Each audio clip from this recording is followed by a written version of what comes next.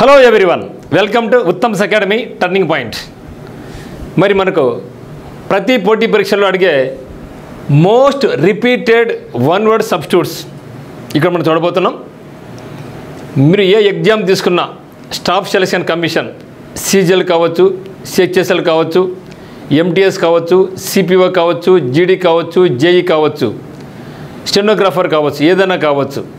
అదే మాదిరిగా high court examinations, AP high court, Telangana high court, supreme court కావచ్చు, బ్యాంక్ ఎగ్జామ్స్ కావచ్చు, ఎక్కడికి వెళ్ళినా కూడా కంపల్సరీగా ఇక వర్డ్స్ అనేది చాలాసార్లు రిపీట్ అవుతూ ఉంటాయి. గతంలో అనేక అమ్మలు అడిగారు కాబట్టి దీన్ని ఇక్కడ మనం most repeated one word substitutes అనే పేరుతో మీ ముందుకు తీసుకురావడం జరిగింది. ఇక్కడ ప్రతి వర్డ్కు వర్డ్ దానికి ఎక్స్ప్లెనేషన్ ఇంగ్లీష్లో ఉంటుంది. అదే మాదిరిగా మీకు అర్థమయ్యే విధంగా తెలుగులో కూడా నేను మీకు ఎక్స్ప్లెయిన్ చేయడం జరుగుతుంది. మీరు చాలా జాగ్రత్తగా గమనించండి. ప్రతి వర్డ్ కూడా దేనికి అదే ఇంపార్టెంట్, ఏ వర్డ్కి అదే ఇంపార్టెంట్. గతంలో అనేక మార్లు ఒక్కొక్క వర్డ్ కనీసం అంటే కనీసం ప్రతి ఎగ్జామినేషన్లో కూడా మోర్ దాన్ 25 టైమ్స్ పైన అడగడం జరిగింది. అటువంటి చాలా ఇంపార్టెంట్ వర్డ్స్ కాబట్టి మీకు క్లియర్ కట్గా క్రిస్టల్ క్లియర్గా ఉండే విధంగా నేను మీకు ఎక్స్ప్లెయిన్ చేస్తాను. జాగ్రత్తగా గమనించండి. మీరు కూడా ఒక పెన్ను తీసుకొని ఒక పేపర్ తీసుకొని రాయండి, పలకండి, డిస్కస్ చేయండి. అదే పదాలను మీరు అన్వయించండి. అన్వయించడం ఇక్కడ ఏమంటే మీకు వీలైనంత వరకు ఆ పదాలను డిస్కస్ చేస్తూ ఉండండి. మిగతా వాళ్ళతో ఆ పదాలను యూజ్ చేయండి. ఖచ్చితంగా మీకు అందరికీ కూడా చాలా చాలా యూస్ఫుల్ అవుతుందన్నమాట. మరి చూద్దామా? No come here. సో ఇక్కడ చూస్తే మొత్తం 100 వర్డ్స్ ఉన్నాయి ఇక్కడ. దీంట్లో నేను ఒకసారి పలుకుతాను, మీరు పలకండి. సో మరి చూస్తే ఇక్కడ ఫిలాంథ్రపిస్ట్, ఎపిటాప్, అబ్సొలేట్, ఇల్లెజిబుల్, ఇన్ఇవిటబుల్. చూస్తే ఇక్కడ మీకు ఫిలాంథ్రపిస్ట్, ఇష్ట అంటే పర్సన్, ఫిలా అంటే లవ్, ఆంథ్రోప్ అంటే మ్యాన్ కైండ్ అంటే a person who loves mankind అని అర్థం. అంటే మానవులను ప్రేమించేవాడు. A person who loves all mankind, someone who freely gives money and help to the people who need it. ఎవరికైతే అవసరాలు ఉంటాయో, ఆపదలు ఉంటాయో, డబ్బు పరంగా కావచ్చు, ఇంకొక రంగా కావచ్చు, వాళ్ళందరికీ హెల్ప్ చేసే పర్సన్ ఏమంటామంటే మనం ఫిలాంథ్రపిస్ట్ అంటాం. నెక్స్ట్ చూస్తే ఎపిటాప్. సో ఎపి అంటే ఆన్ అండి, టాప్ అంటే టాప్లో ఉండేదని గుర్తుపెట్టుకోండి. ఇక టాప్లో ఏముందంటే ఏదైనా ఒక సమాధి మీద ఆ యొక్క వ్యక్తి గురించి రాసి ఉంటాం. ఆ యొక్క శిలాఫలకాన్ని ఏమంటామంటే మనం ఎపిటాప్ అంటాం. ఓకే, శిలాఫలకం సింపుల్గా చెప్పాలంటే మనం సమాధి మీద ఉన్నటువంటి రాతల ఫలకాన్ని ఏమంటామంటే మనం ఎపిటాప్ అంటాం. ఎన్ ఇన్స్క్రిప్షన్ అంటే రైటింగ్స్ అనమాట. An inscription on a tomb అంటే ఏమండి సమాధి. Tomb stone in the memory of the persons who has died. ఏ వ్యక్తి చనిపోయినాడో ఆయనకు గుర్తుగా, ఆ వ్యక్తికి గుర్తుగా సమాధి మీద అంటే రాతి మీద రాసినటువంటి రైటింగ్స్ ఏమంటామంటే మనం ఎపిటాప్ అంటాం. దెన్ అబ్సొలేట్. సో అబ్సొలేట్ అంటే దాన్ని something no longer in use అంటే అది దాన్ని ఎక్కువ కాలం దాన్ని ఉపయోగించలేము. ఓకే, ఎక్కువ కాలం దాన్ని మనం ఉపయోగించలేము. అబ్సొలేట్. సో అబ్సొలేట్ చాలా ఇంపార్టెంట్ వర్డ్. మనం చాలా important word. Obsolete means something no longer in use. So దాన్ని ఎక్కువ కాలం ఉపయోగించలేము. దెన్ ఇల్లెజిబుల్. సో లెజిబుల్ అంటే ఏమండి, అతనికి రైటింగ్ ఇచ్చాను లెజిబుల్గా ఉంటుంది అంటే మనం ఈజీగా కనుక్కోవచ్చు, అర్థమయ్యే విధంగా ఉంది, నీట్గా రాశాడని అర్థం. లెజిబుల్ అంటే ఇల్లు అంటే జబ్బు చేసింది అనుకోండి, ఆ యొక్క రైటింగ్ జబ్బు చేస్తే ఇల్లు అంటే జబ్బు కదా, ఇది ILL అని మిత్రం, ILL. సో ఇల్లెజిబుల్ అంటే ఏమంటే అంటే జబ్బు చేసింది అంటే జబ్బు చేసినప్పుడు రాసినాం అనుకుని రాతలు మనకు అర్థం కావు, ఇల్లెజిబుల్గా ఉన్నాయి, మనకు చదవలేకపోతున్నాం. So that is illegible. So legible అంటే అర్థవంతంగా, ఇల్లెజిబుల్ ILLE. ఇల్లెజిబుల్ అంటే ఆ యొక్క రైటింగ్ మనకు అర్థం కాలేదు అని అర్థం. So hand writing which is difficult or impossible to read. ఆ యొక్క దాన్ని చదవడానికి, ఆ యొక్క రైటింగ్స్ను అర్థం చేసుకోవడానికి, రాసుకోవడానికి అది మనకు చాలా కష్టంగా ఉంది. అటువంటి దాన్ని ఏమంటామంటే మనం ఇల్లెజిబుల్ హ్యాండ్ రైటింగ్ అంటాం. దెన్ ఇన్ఇవిటబుల్. ఇన్ అంటే నెగిటివ్ వస్తుంది ఎప్పుడు జనరల్గా గమనించండి. ఇన్ అన్నా, ఇల్ అన్నా, అన్ అన్నా, యాంటీ అన్నా, యుఎన్ అన్నా, it gives generally negative meaning. Inevitable. Invitation గుర్తుపెట్టుకోండి. So invitation. ఓకే, ఇక్కడ ఇన్విటేషన్ అంటే అందరికి ఇస్తాడు. ఇక్కడ ఇన్విటబుల్ అంటే తప్పించుకోలేనటువంటి అని అర్థం. మనం తప్పించుకోలేం. ఇక పోటీ పరీక్ష నుండి మనం తప్పించుకోవాలి. మనకు జాబ్ కావాలి లైఫ్లో అంటే మనం కంపల్సరీగా ఇంగ్లీష్ నేర్చుకోవాల్సిందే. అక్కడి నుంచి మనం తప్పించుకోవడానికి వీలే లేదు. ఇంగ్లీష్ నేర్చుకుని తీరాల్సిందే. కాబట్టి ఇన్ఎవిటబుల్ అంటే ఏమంటే something that cannot be avoided అంటే దాన్ని మనం అవాయిడ్ చేయలేం. సర్టెన్ టు హ్యాపెన్, అది జరిగి తీరాల్సిందే. దాని నుంచి నువ్వు తప్పించుకోలేవు అని చెప్పే దాంట్లో మనం ఇన్ఎవిటబుల్ అనే వర్డ్ని మనం ఉపయోగిస్తాం. నెక్స్ట్ చూస్తే యావియారీ, కాంటెంపరీ, స్టాయిక్, ఎథిస్ట్, కార్టోగ్రాఫర్. చూస్తే ఇక్కడ యావియారీ. సో యావియారీ మీన్స్ బర్డ్స్ అంటే తెలుగులో మనం ఏమిటంటే పక్షిశాల అంటాం. తెలుగులో దీన్ని మనం పక్షిశాల అంటాం. అంటే పక్షులను బంధించి ఉంటే ప్లేస్, తక్కువ ప్లేస్ ఉంటుంది, కన్ఫైన్డ్ ప్లేస్ ఉంటుంది. అక్కడ మన పక్షులను బంధిస్తాం, అంటే మనకు అవసరాలకు ఉపయోగించుకుంటాం, మనం సాకుకుంటాం దాన్ని. అటువంటి దాన్ని ఏమంటామంటే మనం యావియారీ అంటాం. A place for keeping the birds in confined place. Confined అంటే పరిమితమైనటువంటి స్థలంలో మనం పక్షులను కానీ మన జంతువులను కానీ సాకుంటాం. దాన్ని ఏమంటామంటే మనం యావియారీ అంటాం. అంటే సింపుల్గా మనం పక్షిశాల అంటాం. కాంటెంపరీ, కాన్ అంటే విత్ ఒకే టెంపోలో ఉండేవాళ్ళు, ఒకే ఏజ్లో ఉండేవాళ్ళు, ఒకే సమయంలో ఉండేవాళ్ళు మనం కాంటెంపరీస్ అంటాం. ఇప్పుడు మనకు మన భారతదేశ ప్రధానమంత్రి ఎవరు? నరేంద్ర మోడీ గారు. ఓకే, మరి ఇదే సమయంలో అమెరికాలో ప్రెసిడెంట్ ఎవరున్నా మనకు డొనాల్డ్ ట్రంప్ గారు.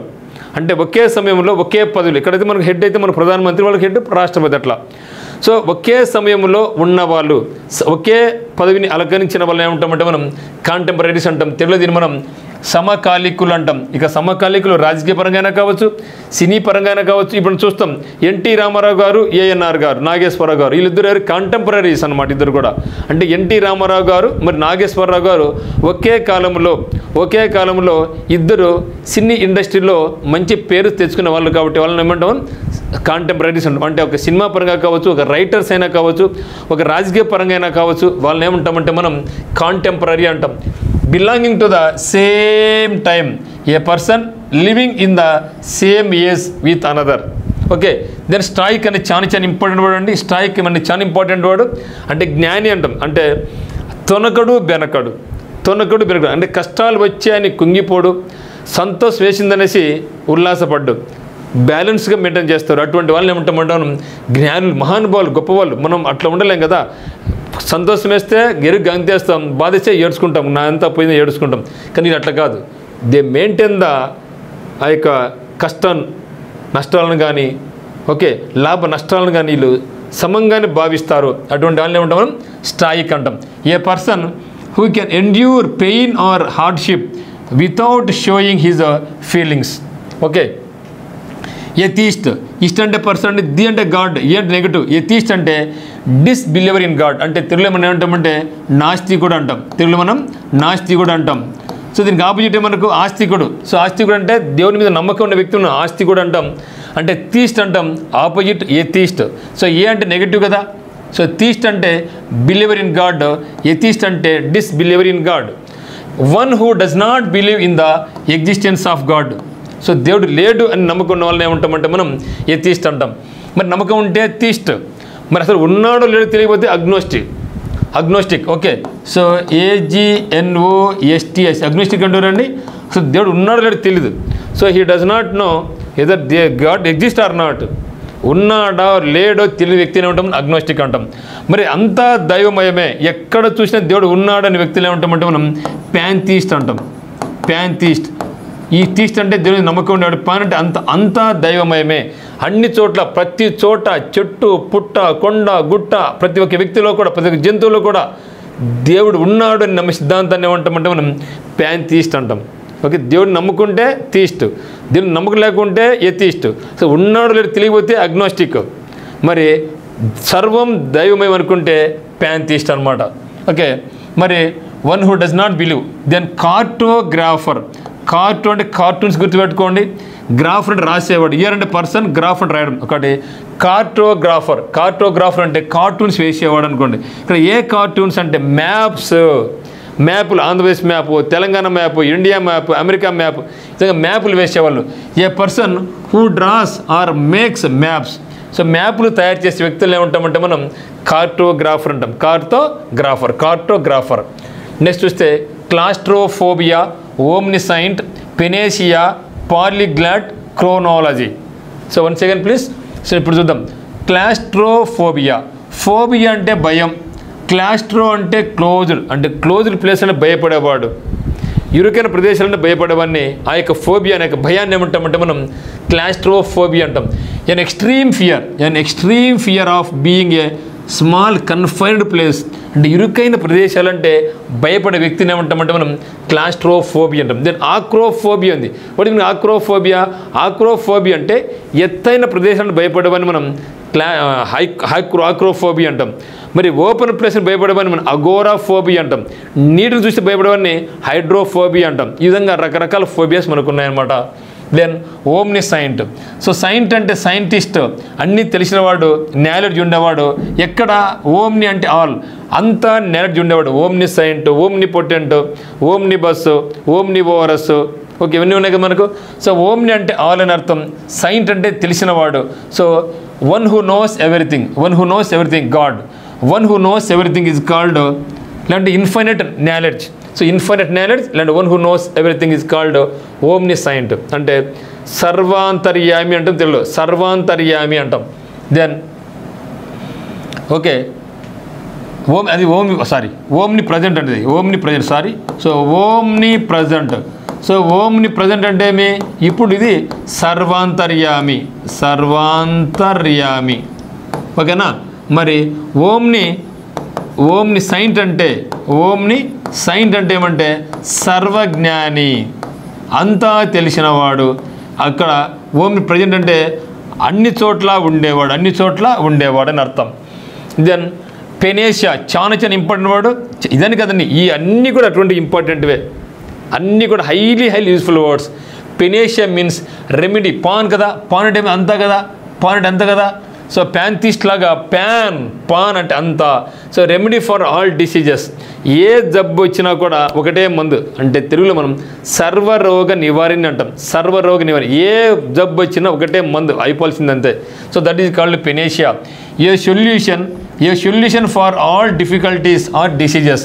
నీకు ఏ కష్టాలు ఆపదలు వచ్చినా కూడా, ఏ వ్యాధి వచ్చినా కూడా వాడికి సొల్యూషన్ ఉంటుంది. That is called panacea. Polyglot. So పాలి అంటే మోర్, గ్లాట్ అంటే languages. A person who nose more languages is called polyglot. అంటే మన తెలుగులో బహుభాషా కోవిదుడు అంటాం. మన పివి నరసింహారావు గారు, మన దేశ ప్రధానమంత్రి, సౌత్ ఇండియా నుంచి మనకు ప్రధాని అయినటువంటి మొట్టమొదటి వ్యక్తి పివి నరసింహారావు గారు. సో ఆయన ఏమంటామంటే మనం బహుభాషా కోవిదుడు అంటాం. ఈయన he knows more and more language, nearly more then 1 dozen languages PV నరసింహారావుకు తెలుసు అనమాట. A person who knows and able to use several languages. Okay. Then chronology. Chrono అంటే టైం అండి, లోగి అంటే స్టడీ. సో క్రోనాలజీ అంటే study about time, అంటే కాలక్రమానుసారం, అంటే ఏ టైం ఎప్పుడు జరగాల, ఏ టైంలో ఏం జరిగింది అని ఒక కాలక్రమానికి అనుగుణంగా చెబితే దాన్ని ఏమంటామంటే మనం క్రోనాలజీ అంటాం. మనం చూస్తూ ఉంటాం, మన ఎగ్జామ్ రాసినప్పుడు జీకేలో arrange the following in chronological orders అంటూ ఉంటారు. అంటే ఈ క్రింద కొన్ని సంఘటనలు ఇవ్వడం జరిగింది, ఆ యొక్క సంఘటనలో ఏ సంఘటన ముందు జరిగింది, రెండవది ఏది, మూడవది ఏది గుర్తించండి అడుగుతూ ఉంటారు. ఆ యొక్క గుర్తించే విధానాన్ని ఏమంటామంటే మనం క్రోనాలజీ అంటాం. An arrangement of events or dates in order of their occurrence అంటే జరిగినటువంటి. సో జరిగిన వాటికి అనుగుణంగా వాటిని అరేంజ్ చేయడం, ఆ యొక్క సంఘటనలను అరేంజ్ చేసే విధానాన్ని, ఆ డేట్లను, తేదీలను ఒక వరుస పద్ధతులు రాసే విధానాన్ని ఏమంటామంటే మనం క్రోనాలజీ అంటాం. Next extempore. చాలా ఎక్సలెంట్ వర్డ్ అండి, ఎక్సలెంట్ పర్సన్ వర్డ్ అంటాం. సో ఎక్సలెంట్ పర్సన్ వర్డ్ అంటాం. ఎక్స్టెంపోర్ అంటే ఏమంటే లైక్ నరేంద్ర మోడీ గారు. సో నరేంద్ర మోడీ గారు ఎక్కడికి ఏ స్పీచ్కి వెళ్ళినా కూడా, లేదా అటల్ బిహారీ వాజ్పేయి కానీ, నరేంద్ర మోడీ గారు కానీ, ఎక్కడ ఏ స్పీచ్కి వెళ్ళినా కూడా వాళ్ళ దగ్గర పేపర్ ఏమి ఉండదు. అప్పుడు డైరెక్ట్గా జనాలు చూస్తూనే ఆ యొక్క ప్రాంతాన్ని బట్టి, ఆ యొక్క జనాలను బట్టి, వాళ్ళకి మూడుని బట్టి వాళ్ళు మాట్లాడుతుంటారు, ఫ్లోగా మాట్లాడుతూ ఉంటారు. ఆసు కవిత్వం అని కూడా అంటారు. కొందరు మహానుభావులు కవిత్వం చెప్తూ ఉంటారు, చూస్తేనే ఆసు కవిత్వం వస్తుంటుంది. అంటే వాళ్ళకు ఎటువంటి ప్రిపరేషన్ లేకుండా ముందుగా వాళ్ళు సిద్ధం కారు, ఇది ప్రిపేర్ కావాలి, ఇది చెప్పాలి అని ప్రిపేర్ కారు వాళ్ళు. సో వాళ్ళు చూసినప్పుడు వాళ్ళు ఫ్లోలు చెప్తూ ఉంటారు. అటువంటి చెప్పే విధానం ఏమంటామంటే మనం ఎక్స్టెంపోర్ అంటాం. తెలుగులో మనం ఆసు కవిత్వాన్ని గుర్తుపెట్టుకోండి. సో ఆసు కవిత్వం అంటే అప్పుడప్పుడు వాళ్ళు చెప్తారనమాట. A speech or presentation made without previous preparation. Okay, ఏదో a speech or presentation made without previous preparation is called extempore. Then fastidious ఫాస్ట్గా ఉండేవాడిని మనం కన్విన్స్ చేయలేం. ఫాస్ట్గా ఉండేవాడిని మనం ఒరే బండ్లు స్పీడ్గా పోగాకురా, కింద పడతావురా, యాక్సిడెంట్ అవుతుందిరా, కాలు ఇరగచ్చు, చెయ్యి ఇరగచ్చు, ప్రాణం కూడా పోవచ్చురా, అందుకని ఫాస్ట్గా పోతురా అన్నాం. కానీ మన మాట వింటాడా? వాడిని మనం మెప్పించలేం. సో ఎవరైతే మనం మెప్పించలేమో ఆ మెప్పించలేము విధానం ఏమంటాం మనం ఫ్యాస్టిడియస్ అంటాం. ఎట్లా గుర్తుపెట్టగలం మీరు మిత్రమా? ఫాస్ట్ గుర్తుపెట్టు. ఫాస్ట్గా పోయే వాళ్ళను మనం మెప్పించడం చాలా కష్టం. So that is called fastidious. One who is difficult to please. So మెప్పించడం చాలా కష్టం మిత్రమా. చాలా వరకు మీకు ఏం చేస్తానంటే ఆ యొక్క పదాన్ని ఎట్లా గుర్తుంచుకోవాలో ఈజీగా అనేది కూడా మీకు చెప్తాను. మీరు జాగ్రత్తగా గమనించుకోండి, నేర్చుకోండి బాగా, ఓకేనా? కాబట్టి ఫ్యాస్టిడియస్ అంటే ఫాస్ట్గా పోయేవాని బండిలో మనం మెప్పించలేం. That is called fastidious. One who is difficult to please. Utopia ఎక్కడన్నా అమెరికాను చూసుకొని అబ్బా అమెరికా వాళ్ళంతా చాలా గొప్పవాళ్ళు, అందరూ ధనవంతులు, అందరికి దగ్గర కారు ఉంటుంది, లైఫ్ని ఎంజాయ్ చేస్తూ ఉంటారు అనుకుంటూ ఉంటాం. కానీ దగ్గర పోతే తెలుస్తుంది అక్కడ కూడా పేదవాళ్ళు ఉన్నారని, వాళ్ళు కూడా కష్ట నష్టాలు ఉన్నాయనేసి.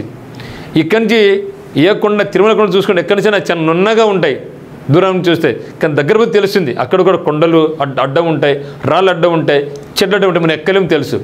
అంటే మనం దూరపు కొండ నూనె పంటను చూసినావా, దాన్ని ఏమంటామంటే మనం యూటోపియా అంటాం. అంటే ఊహాల్లో తేలిపోతున్న ఊహా స్వర్గం అంటాం. యూటోపియా అంటే ఏమంటే an imaginary perfect world where everyone is happy. So అందరూ కూడా చాలా హ్యాపీగా ఉంటారని మనం ఊహించుకుంటూ ఉంటాం. ఆ ఇమాజినేషన్ వరల్డ్ని ఏమంటామంటే మనం యూటోపియా అంటాం. Okay, an imagined society where everything is perfect and everyone is happy. లేకుంటే a place of ideal perfection especially in laws, government and social conditions. Then amateur. So amateur personality అంటూ ఉంటాం. నేనున్నానండి, నాకు teaching అంటే profession, మంచి like చేస్తాను నేను. మరి టీచింగ్తో పాటుగా అప్పుడప్పుడు ఏం చేస్తాను నేను, కొద్దిసేపు క్రికెట్ ఆడుకుంటా, రన్నింగ్ చేసుకుంటా, ఏమన్నా బుక్కులు చదువుకుంటూ ఉంటా. మరి నరేంద్ర మోడీ గారు ఉన్నారు, ఆయన ప్రైమ్ మినిస్టర్. సో వాటితో పాటు టైం దొరికినప్పుడు పుస్తకాలు రాసుకుంటూ ఉంటాడు, కవిత్వం చెప్పుకుంటూ ఉంటారు. సచిన్ టెండూల్కర్ ఉన్నారు, ఆయన ప్రొఫెషన్ ఏంది క్రికెట్. ఆ ప్రొఫెషన్స్తో పాటుగా ఆయన అప్పుడప్పుడు గోల్ఫ్ ఆడుకుంటాడు. అంటే ఏ వ్యక్తికైతే తన యొక్క ప్రొఫెషన్తో పాటుగా మిగతా వాటి మీద కొంచెం జ్ఞానం ఉంటుందో, ఆసక్తి ఉంటుందో, అటువంటి వాళ్ళని ఏమంటామంటే మనం అమెచ్యూర్స్ అంటాం. అంటే పూర్తి పరిజ్ఞానం ఉండదు. ఇప్పుడు సచిన్ టెండూల్కర్ ఉన్నారు, ఆయనకు పూర్తి పరిజ్ఞానం ఎక్కడ ఉంటుంది? పూర్తి పరిజ్ఞానం అంతా క్రికెట్లో ఉంటుంది. మరి గోల్ఫ్ మీద, టెన్నిస్ మీద, నవెల్స్ చదువుతూ ఉండదు. అది ఎందుకు? జస్ట్ టైం పాస్ చదువుతూ ఉంటారు. So time pass. సో దాన్ని ఏమంటామంటే మనం అటువంటి పర్సన్ అమెచ్యూర్ పర్సనాలిటీ అంటాం. ఓకే, డాబ్లర్ అని కూడా ఉంటాడు. So one who pleasure rather than as profession. అంటే ప్రొఫెషన్ కాకోకుండా జస్ట్ ప్లెజర్, ఆనందం కోసం, సంతోషం కోసం చేసే work. A person who is neither well experienced Nar professional. అతను ప్రొఫెషనల్ కాదు, మరియు వెల్ ఎక్స్పీరియన్స్డ్ కాదు, అనుభవం లేదు, ప్రొఫెషనల్ కాదు, అటువంటి వ్యక్తిని అమెచ్యూర్ అంటాం. లేకుంటే a non professional who is inept at a particular activity.